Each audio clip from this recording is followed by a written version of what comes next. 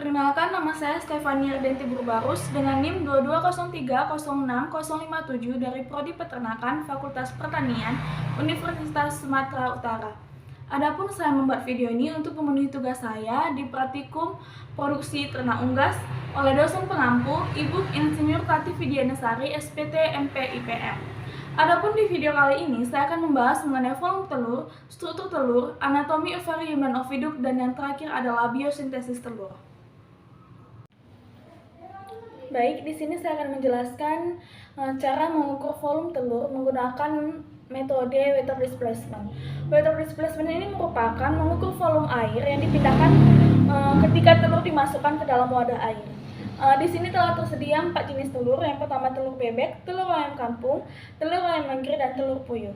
Langkah pertama yaitu kita harus menyediakan semua alat yang telah ditentukan, dan satu gelas ini harus terisi air dengan penuh sebagai wadah untuk mengukur volumenya nanti.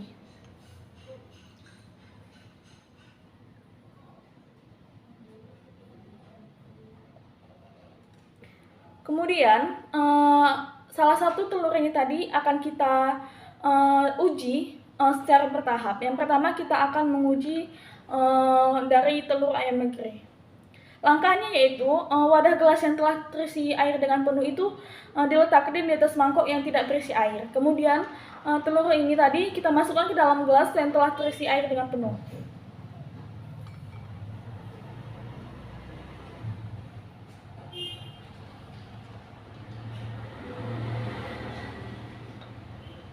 Kemudian air yang jatuh ke dalam gelas yang telah terisi penuh tadi kita ukur, dan itu adalah hasil dari volume telur tersebut.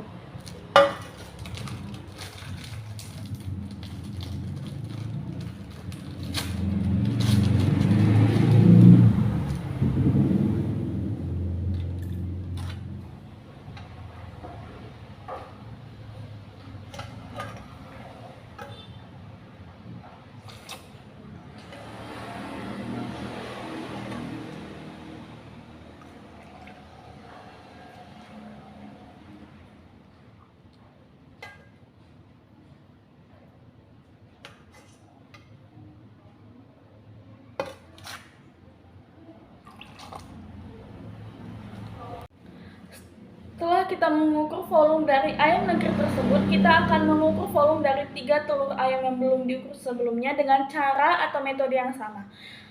Gelas sudah terisi penuh dan di atas mangkuk yang kosong. Selanjutnya kita akan mengukur volume dari telur si bebek. Dan sama, langkahnya masih tetap sama seperti yang awal. Telur ini kita masukkan ke dalam wadah gelas yang telah terisi air.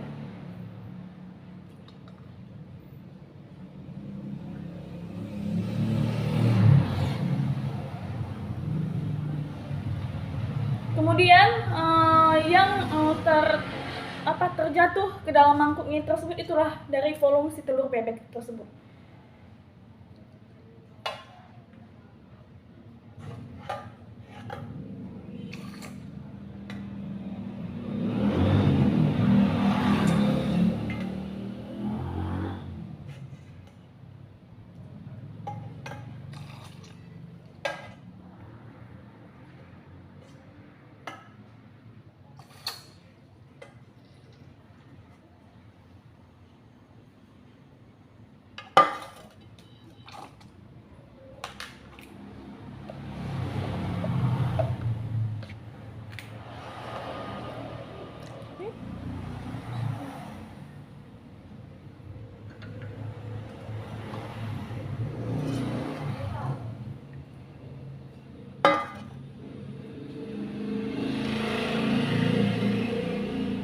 Dan yang selanjutnya masih tetap sama, gelas ini harus terisi penuh dan di mangkuk yang kosong.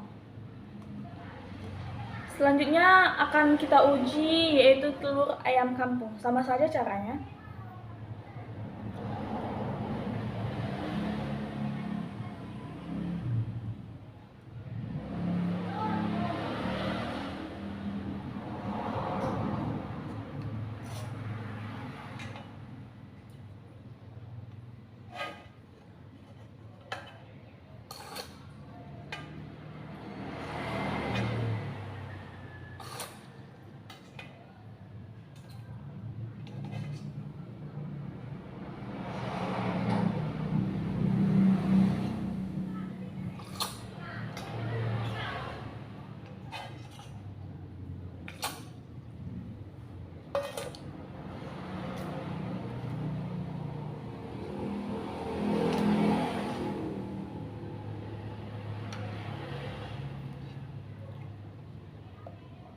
Dan yang terakhir yaitu telur ayam puyuh. Caranya masih tetap sama. Gelas harus berisi penuh air di atas mangkuk yang kosong. Telur ayam puyuh. Dan ujinya masih tetap sama.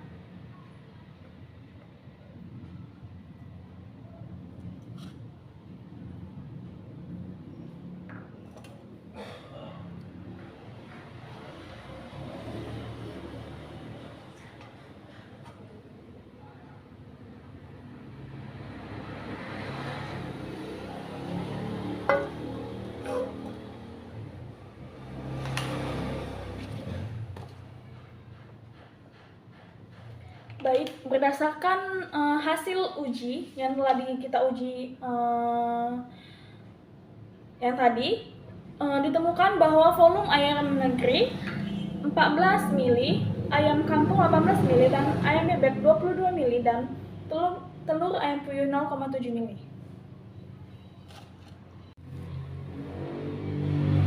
Dan selanjutnya di sini saya akan membahas mengenai anatomi ovarium dan oviduk dari reproduksi ayam betina. Yang pertama yaitu ovari. Ovari ini sebagai penghasil folikel, juga tempat sintesis hormon steroid seksual, gametosis, perkembangan dan pemasakan telur. Yang kedua yaitu infundibulum. Infundibulum ini merupakan tempat untuk menangkap telur atau yolk yang telah mengalami ovulasi. Dan selanjutnya adalah magnum region. Magnum region ini merupakan tempat untuk mensekresikan albumin atau putih telur. Dan selanjutnya adalah isthmus region. Isthmus region ini itu merupakan mensekresikan membran cangkang atau kerabang. Selanjutnya adalah uterus region, yaitu mensekresikan cangkang. Kemudian ada vagina, yaitu proses pengeluaran telur dan tempat peletakan semen pada perkawinan. Dan selanjutnya itu larga intestine. Ini merupakan tempat untuk merombak sisa pakan yang tidak tercerna menjadi feses. Kemudian ada vesicle rack oviduk. Vesicle rack oviduk ini merupakan tempat menerima folikel masak, sekresi putih telur, dan pembentukan kerabang. Selanjutnya yang terakhir adalah kloaka. Kloaka sebagai tempat pengeluaran sisa-sisa atau ampas dari pencernaan feses dan urin. Selanjutnya kita akan membahas mengenai struktur dari telur.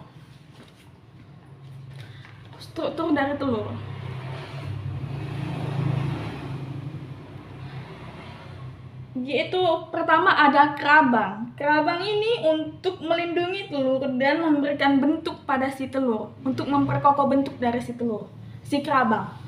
Kemudian ada air sel. Dia itu untuk menyediakan udara bagi calon anak ayam yang ada di dalam telur tersebut. Kemudian ada kalaja. Dia itu berfungsi untuk melindungi telur dari kelembapan dan mikroorganisme. Selanjutnya ada yolk. Yolk ini merupakan, dia itu memberikan nutrisi ke embrio. Dan selanjutnya adalah germinal disc. Ini merupakan bagian kecil dari ovum yang setelah terjadi ovulasi mengandung inti diploid si zigot. Kemudian adalah Vitellens membran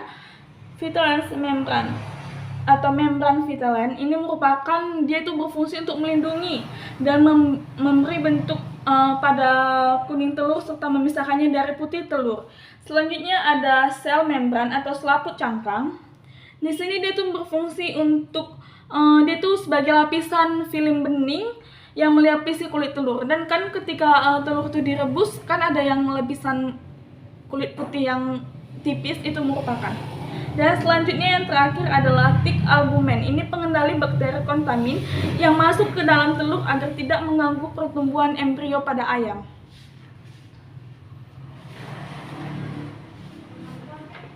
Selanjutnya kita akan membahas mengenai skema sintesis yolk. Kelenjar pituitari ini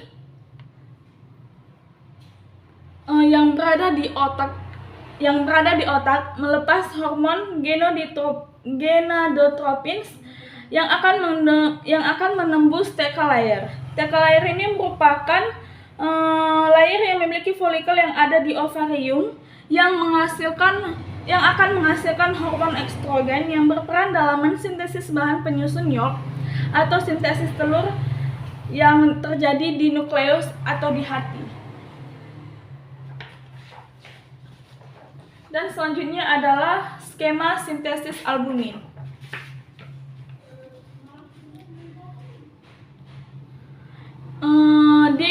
Sintesis albumin ini terjadi di magnum dan dia tuh terjadi sekitar 3 jam dan yang berperan ini adalah hormon estrogen yang larut di dalam lemak.